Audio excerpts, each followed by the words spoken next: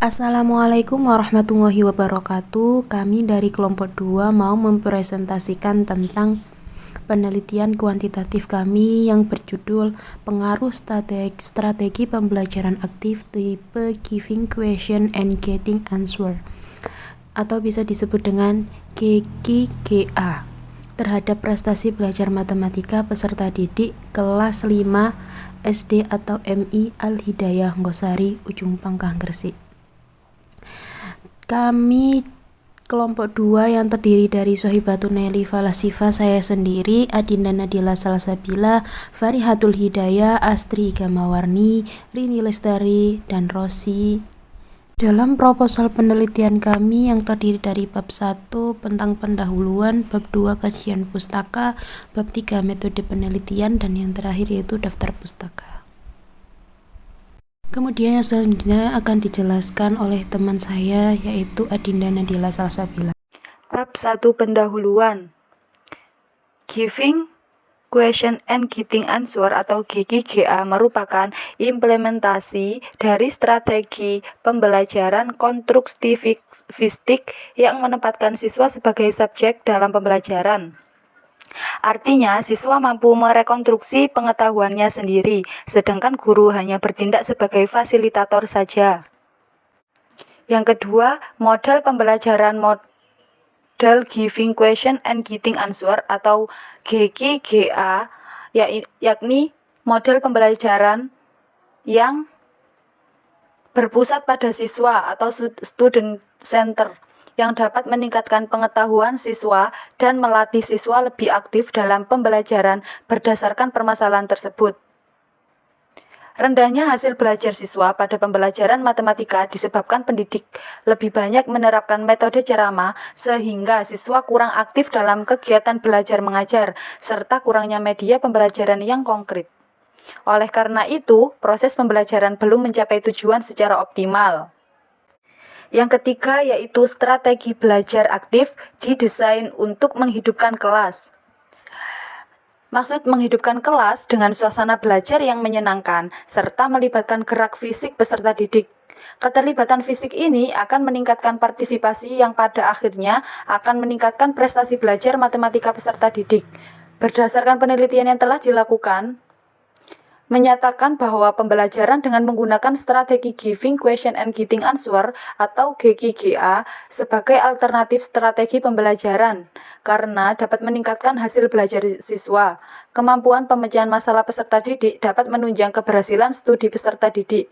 Tetapi pada saat ini kebanyakan dari peserta didik belum mampu secara mandiri untuk mengenal, memerinci hal-hal yang berlawanan dan menyusun pertanyaan-pertanyaan yang timbul dari masalahnya.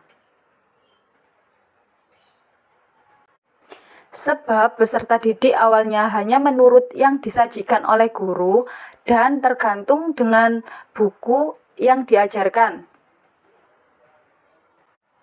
Keberhasilan belajar tidak boleh hanya mengandalkan kegiatan tatap muka dan tugas terstruktur yang diberikan oleh guru, akan tetapi terletak pada kemandirian belajar. Upaya untuk menyerap dan menghayati pembelajaran jelas telah diperlukan sikap dan kesediaan untuk mandiri, sehingga kemampuan pemecahan siswa menjadi faktor penentu apakah peserta didik mampu menghadapi tantangan atau tidak bisa menghadapi tantangan.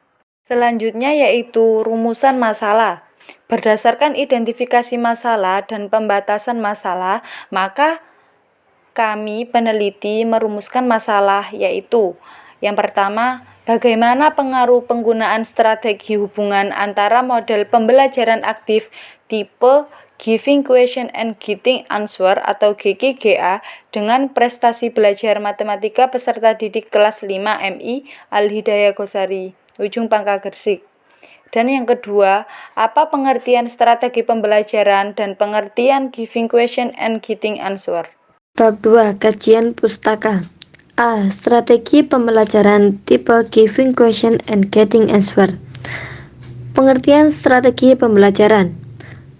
Belajar mengajar adalah suatu kegiatan yang bersifat edukatif. Nilai edukatif mewarnai interaksi yang terjadi antar guru dan anak didik. Interaksi yang bersifat edukatif dikarenakan kegiatan belajar mengajar yang dilakukan diarahkan untuk mencapai tujuan tertentu yang telah dirumuskan sebelum pengajaran dilakukan. Strategi adalah rencana yang cermat mengenai kegiatan untuk mencapai sasaran khusus. Jadi, strategi pembelajaran adalah pendekatan dalam mengelola kegiatan dengan mengintegrasikan urutan kegiatan, peralatan dan bahan, serta waktu yang digunakan dalam proses pembelajaran untuk mencapai tujuan pembelajaran yang telah ditentukan secara aktif dan efisien. Yang kedua, pengertian giving question and getting answer. Giving question and getting answer ini merupakan salah satu pembelajaran dengan strategi yang dapat meningkatkan aktivitas pembelajaran dalam kelas. Karena prinsip dari strategi ini adalah peserta didik diberi kebebasan untuk mengungkapkan pendapatnya dan diberi kebebasan untuk bertanya jawab. Menurut Hamruni, giving question and getting answer adalah strategi pembelajaran yang diarahkan untuk membangun tim dan melibatkan peserta dalam meninjau ulang materi pelajaran dari pelajaran sebelumnya atau di akhir pelajaran. Sedangkan Zain Hisham menyatakan, giving question and getting answer merupakan strategi yang sangat baik digunakan untuk melibatkan siswa dalam mengulang materi pembelajaran yang telah disampaikan.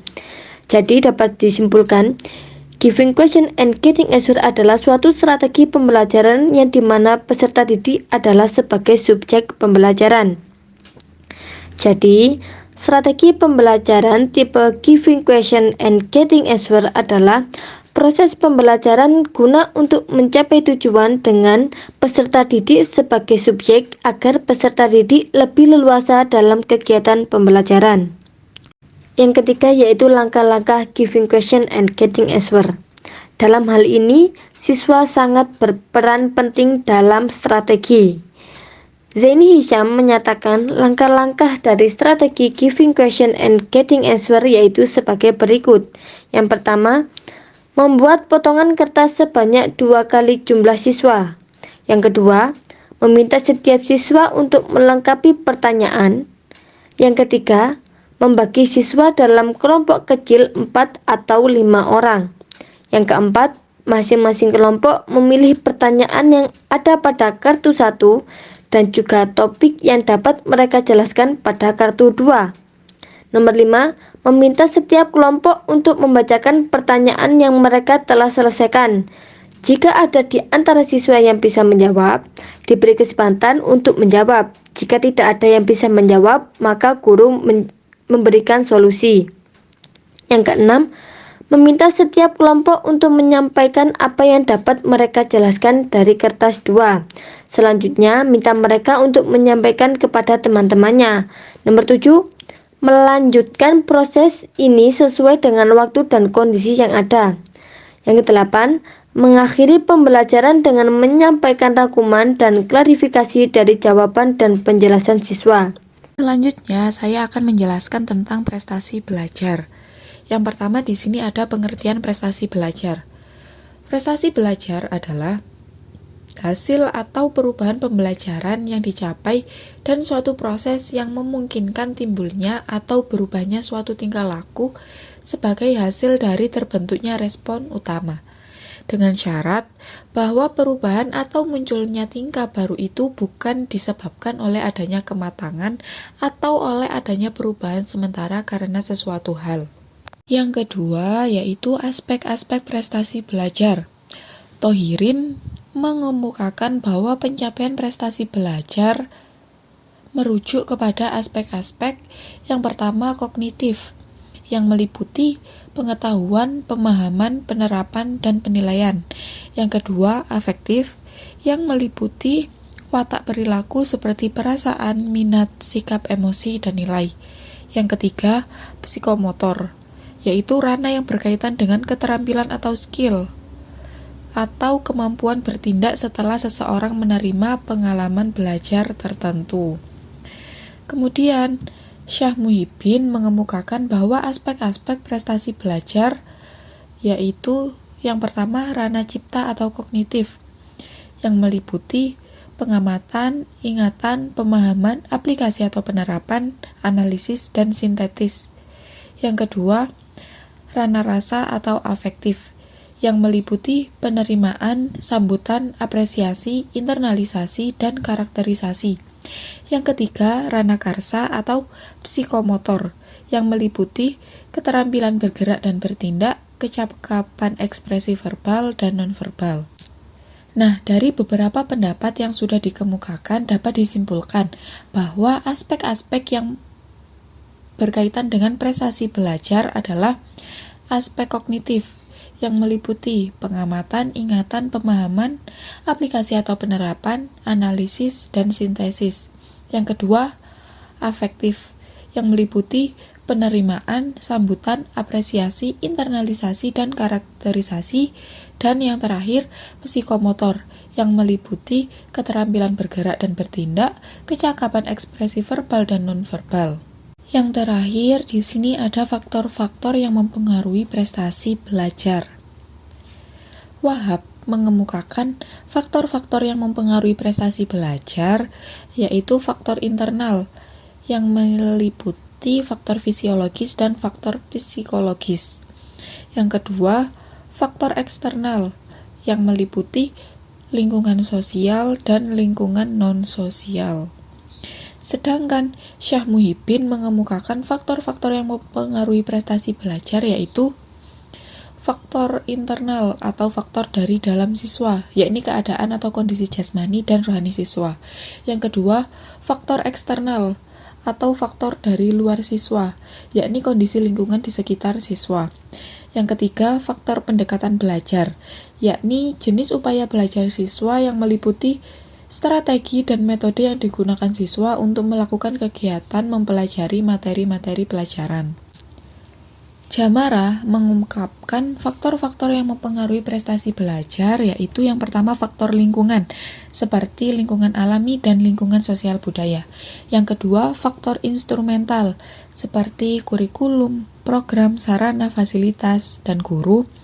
Yang ketiga, kondisi fisiologis seperti kondisi panca indera.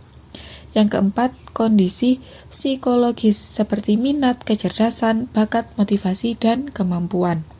Nah, dari beberapa pendapat yang sudah disampaikan dapat disimpulkan bahwa faktor-faktor yang mempengaruhi prestasi belajar adalah faktor internal, yakni faktor dari dalam diri siswa yang meliputi kondisi jasmani dan rohani siswa, dan faktor eksternal yang merupakan faktor dari luar siswa, yakni kondisi lingkungan keluarga atau pola asuh orang tua, lingkungan sekolah, dan lingkungan masyarakat.